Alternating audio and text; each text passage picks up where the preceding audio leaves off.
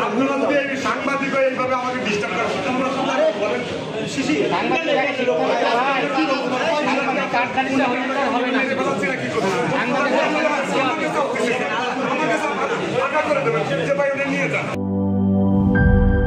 Natural ব্যাকটেরিয়ালাইসিসের সুরক্ষায় fresh ও active সব সময়। এখন ধুলাবালি জীবাণু ঘাম ক্লিন বোল্ড রিমার্ক